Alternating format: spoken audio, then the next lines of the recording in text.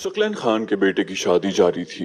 लोगों के बातें करने की हल्की हल्की आवाज सुनाई दे रही थी। अगले ही लम्हे बेहतरीन साउंड सिस्टम पर पश्तो की भड़कीली सी धुन सुनाई देने लगी और उसके साथ ही पलवशा का लचकदार बदन उस धुन से हमाहंग हो गया। चंद मंचलों ने पहले उसका साथ देना चाहा, मगर उसकी महारत देखते हुए वो खुद ब खुद पीछे हट गई। वो अपने हाथ पांव का इस्तेमाल इस खूबसूरती से कर रही थी गोया उसकी सारी जिंदगी इसी शुगल में गुजरी हो। इस खुशकुन नजारे से नजरें हटाना काफी दुश्वार था, लेकिन मैंने कोशिश करके अनार गुल की जानिब निगाहें घुमाई। उसके चेहरे पर जो तासुरात नजर आ रहे थे, उन्हें देखकर मुझे पलवशा की बात में कोई शक नहीं रहा था। उस वक्त उसकी आंखें किसी गिद्ध की तरह पलवशा के बदन पर गड़ी थी। बदलती धुनों के साथ उसके हाथ पांव और जिस्म की हरकत भी तब्दील हो जाती थी। जो जो वक्त गुजर रहा था, उसकी हरकत में सुस्ती के बजाय तेजी आती जा रही थी और उसके साथ ही लोगों की जेबों के मुंह भी खुल रहे थे। ढोल बजाने वाले को पिछले 2-3 दिन ढोल पीटने पर इतनी रकम हाथ नहीं आई होगी जो इन लम्हात में इकट्ठी हो रही थी। यूं भी इतना तो वो जानता था कि पलवशा कोई पेशावर नाचने वाला नहीं है जो उसके साथ रकम में हिस्सेदारी का दावा करता। और फिर मैंने देखा कि वो पैसे फेंकने वालों के साथ नाचते हुए अटखेलियां करने लगी। उसका अंदाज बिल्कुल किसी बाजारी लड़के का सा था। कुछ लोग जो उसे नहीं जानते थे, उन्होंने अपने किसी दोस्त और साथी वगैरह के सर पर बड़ा नोट रख कर पकड़ा। ढोल और शहनाई बजाने वालों ने जब वो नोट पकड़ना चाहा तो उन्होंने पलवशा की जानिब इशारा किया कि वो खुद आकर नोट पकड़े। पलवशा पेशावर तो नहीं थी कि उधर जाती, मगर उस वक्त मेरी हैरत की इंतहा न रही जब वो उस बंदे की तरफ बढ़ गई जिसने एक बड़ा नोट निकाल कर अपने साथी के सर पर पकड़ा हुआ था। उसके सामने चक्कर काटते हुए पलवशा ने 2-3 नोट उसके हाथ से झपटे। इस दौरान उसने 2-3 बार पलवशा की कलाई पकड़ने की कोशिश की, मगर वो सफाई से अपनी कलाई बचा गई। उसी वक्त एक आदमी ने मेरे सर पर 10 रुपए का नोट पकड़ा। मैंने हैरानी से उसकी जानिब देखा। वो वही जवान था जिससे थोड़ी देर पहले पलवशा कोई बात कर रही थी। पलवशा भी शायद उसी लम्हे की मुंतजिर थी। वो बाकी आदमियों के बड़े नोटों को नजरअंदाज करती हुई चक्कर काटते हुए वहां पहुंची और आते साथ मेरी गोद में बैठते हुए वो नोट उठाने लगी। मैं बिल्कुल सुन हो गया था। ये क्या मजाक है? मेरे मुंह से फंसी फंसी आवाज निकली। मैं उससे इतनी ज्यादा बेबाकी की उम्मीद नहीं कर रहा था। उसने मुस्कुराते हुए मुझे झिड़का, खामोश रहो। मुझे महसूस हुआ कि वो ये सब एक मंसूबे के तहत कर रही थी। उस आदमी ने मेरे सर पर 5-6 नोट पकड़े और फिर आखिरी नोट पलवशा की गाल के साथ लगाकर उसके हाथ में पकड़ाया और पीछे हट गया। उसकी इस हरकत का बुरा मनाए बगैर वो दोबारा उठकर नाचते हुए मुझसे दूर जाने लगी। उसी वक्त मैंने अनार गुल को जेब से 500 का नोट निकालकर अपने साथ बैठे आदमी के सर पर पकड़ते देखा। पलवशा नाचते हुए उसके करीब पहुंची और उसके हाथ से पैसे पकड़ लिए। 4 नोट मुसलसल पलवशा को पकड़वाने के बाद अनार गुल ने उसकी कलाई से पकड़ने की कोशिश की, मगर वो चाबुकदस्ती से अपनी कलाई उसके हाथ में आने से बचा गई थी। अनार गुल चेहरे पर हवस के तासुरात सजाए जेब से मजीद नोट निकाल कर पास बैठे आदमी के सर पर रखने लगा। मजीद 2-3 नोट कुर्बान करने के बाद उसने एकदम झपट कर पलवशा को पकड़ा और गोद में बिठाने की कोशिश करने लगा। उसी वक्त पलवशा ने खुद को झटके से उसकी गिरफ्त से छुड़ाया और उसके चेहरे पर थप्पड़ जड़ दिया। अनार गुल के चेहरे पर तैश भरे आसार नमूदार हुए और उसने दोबारा खड़े होकर पलवशा पर हाथ डाले।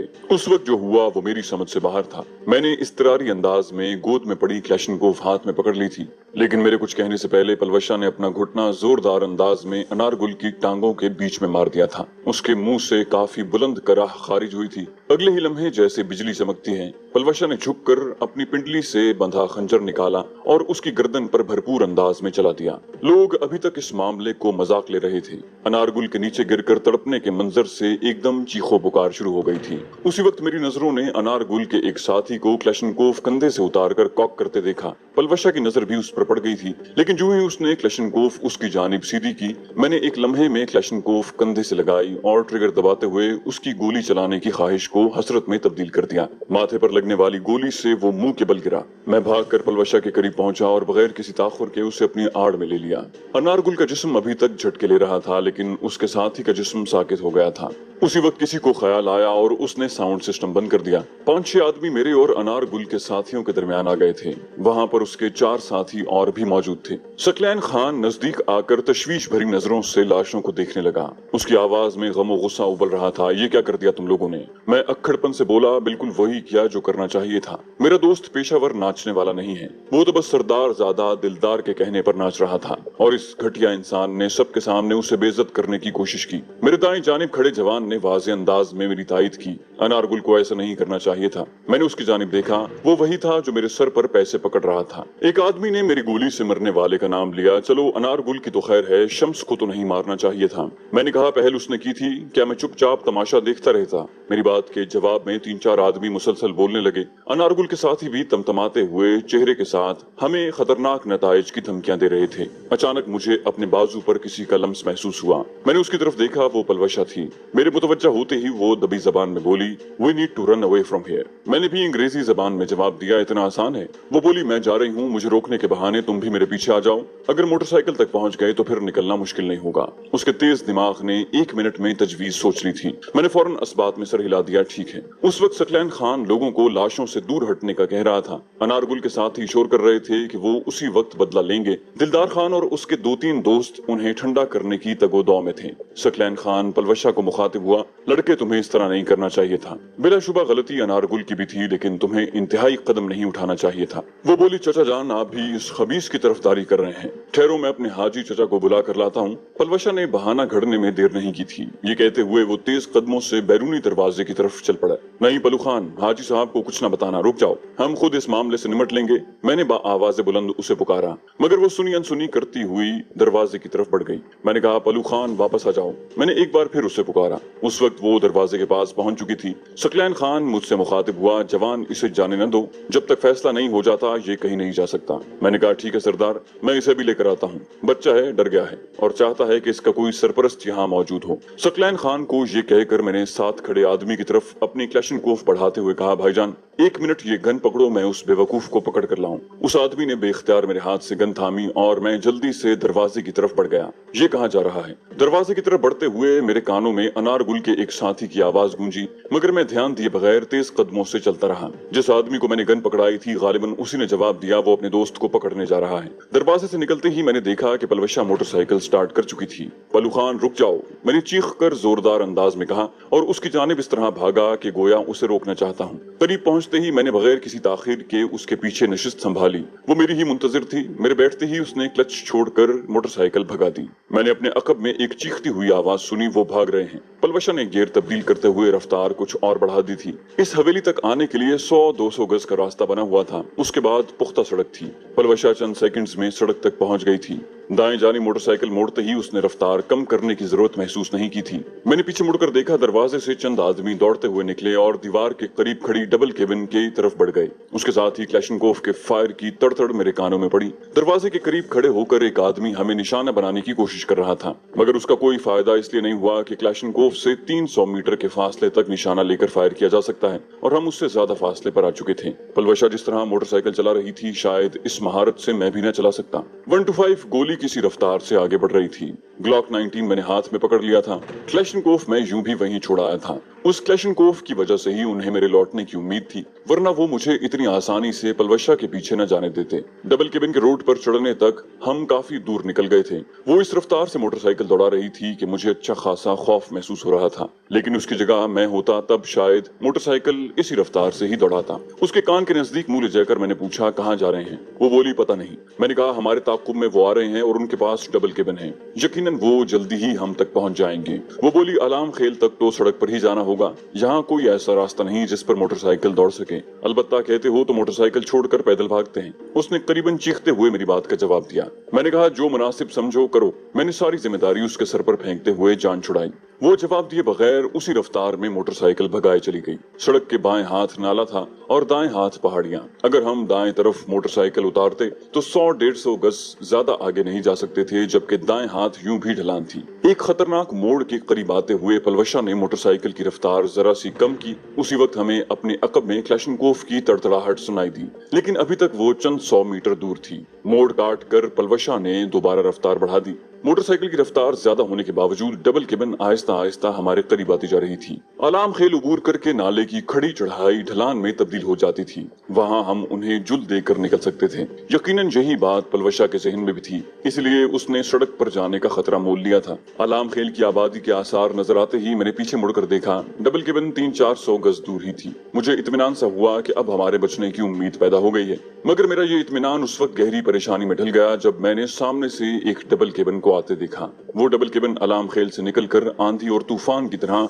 हमारी तरफ बढ़ रही थी। यकीनन उन्होंने अपने साथियों को वायरलेस सेट पर इत्तला दे दी थी और हम दोनों ऐसे बेअक्ल थे कि ये ख्याल भी हमारे जहनों में न आया कि अलार्म खेल तो कबील खान का इलाका है। मेरे मुंह से बेसाख्ता निकला, मारे गए। पलवशा दूसरी डबल केबिन को देखते ही मोटरसाइकिल की रफ्तार कम करने लगी। हम दाएं बाएं पैदल भाग कर निकल सकते थे, लेकिन उस वक्त ये कोशिश करना खुदकुशी के मुतरादिफ था। सामने वाली गाड़ी हमारे करीब पहुंच चुकी थी। हमसे 10-15 कदम के फासले पर गाड़ी रोक कर 4 मुसल्ला आदमी बाहर निकल आए। उसी वक्त अकबी गाड़ी भी करीब आकर रुक गई थी। उसमें अनारगुल के 4 साथी सवार थे। हमारे ताकुब में आने वालों में से एक ने आते ही मेरे मुंह पर थप्पड़ रसीद किया। खबीस का बच्चा, तुम्हारा क्या ख्याल था कि भाग जाओगे? उस वक्त मुंह खोलने का मतलब अपनी कमबख्ती को दावत देने के मुतरादिफ था। मुझे एक और थप्पड़ से नवाज कर वो पलवशा को गाली देते हुए बोला, तुम्हारे साथ तो मैं वो करूंगा कि किसी को बता भी नहीं सकोगे। पलवशा भी खामोश रही। अलार्म खेल से आने वाली गाड़ी से उतरने वाले एक शख्स ने मुझे थप्पड़ मारने वाले को कहा, फिरोज खान। कमांडर रोशन खान ने कहा कि इन्हें वहीं हवेली में ले आएं। फिरोज खान ने मेरी जानिब इशारा करते हुए मानी खेज लहजे में कहा,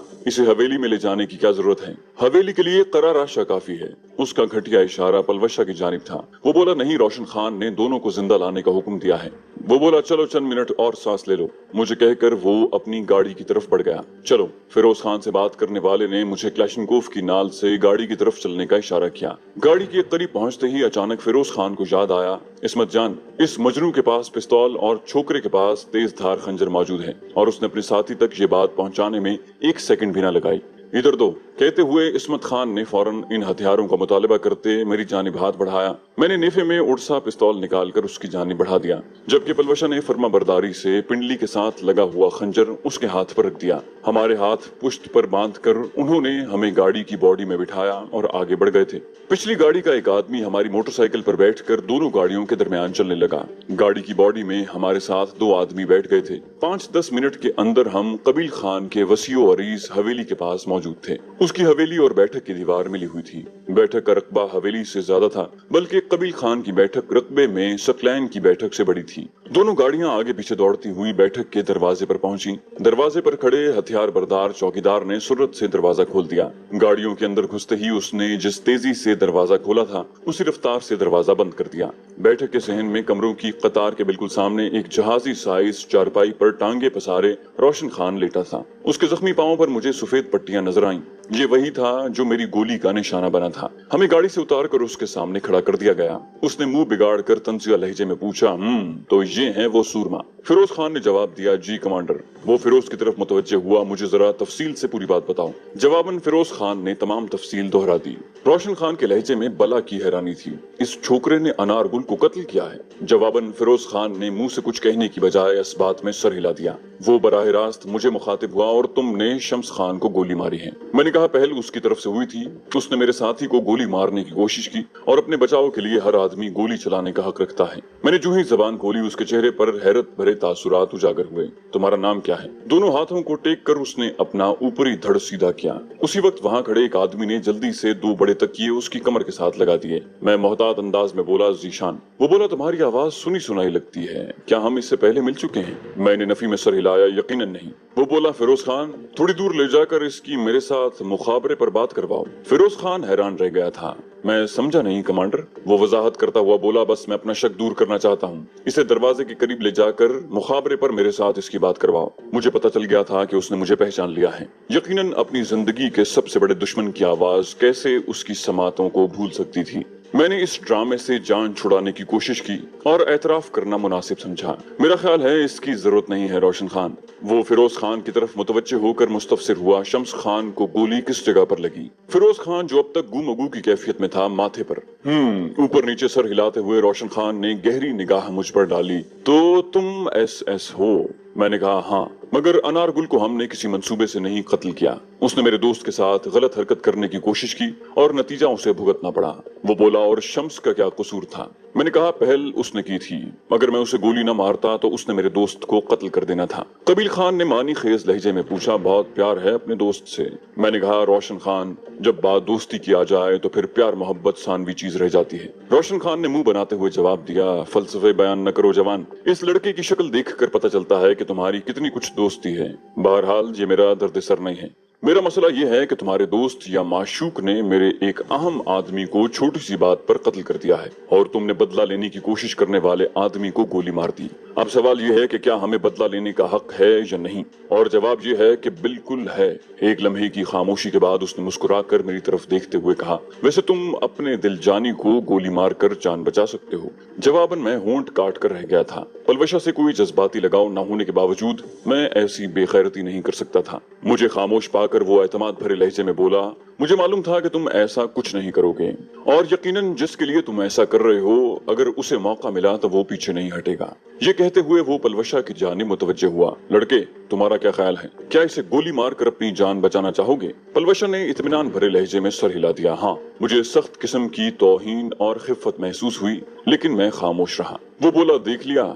अपने अंदाजे की दुरुस्तगी पर वो मुस्कुराया। खैर, घबराओ नहीं, मैंने तुम्हारे लिए कुछ और सोच रखा है। ये कहकर वो मेरे साथ खड़े फिरोज को मुखातिब हुआ। अपनी क्लैशनकोफ मुझे दो और अपने सारे आदमियों को कहो कि जनाब SS को अपने हथियारों के निशाने पर रख लें। फिरोज खान ने इस बात में सर हिलाते हुए अपनी क्लैशनकोफ उसकी जानिब बढ़ाई और अपने आदमियों की तरफ मुतवज्जे हुआ। तमाम ने अपनी क्लैशनकोफें हाथ में थामते हुए मुझ पर निशाना साध लिया। इतनी क्लैशनकोफ की गोलियां लगने के बाद मैं सिर्फ इसी सूरत में जिंदा बच सकता था कि मैं किसी पंजाबी या इंडियन फिल्म का हीरो होता। मैं ज़ेरे लब कलमा शहादत दोहराने लगा कि यही एक मुसलमान का शेवा है। मगर रोशन खान की अगली बात ने मेरे दिल की धड़कन तेज कर दी। उसने कहा, इसके खूबसूरत महबूब को दीवार के साथ खड़ा कर दो और उसके सर पर एक गिलास रख दो। फिरोज खान के चेहरे पर एक मनहूस मुस्कुराहट नमूदार हुई। यकीनन उसे पता चल गया था कि रोशन खान का मतमे नजर क्या है। उसने पलवशा को दीवार की तरफ चलने का कहा और रोशन खान की चारपाई के साथ लकड़ी की मेज पर पड़ा गिलास उठा लिया। वो एक वसी बैठक थी। सहन के दरमियान से दीवार तक अच्छा खासा फासला बन रहा था। पलवशा फिरोज खान के कहने पर खामोशी से दीवार की तरफ मुड़ गई थी। दीवार के साथ खड़ा करके फिरोज खान ने उसके सर पर गिलास रख दिया।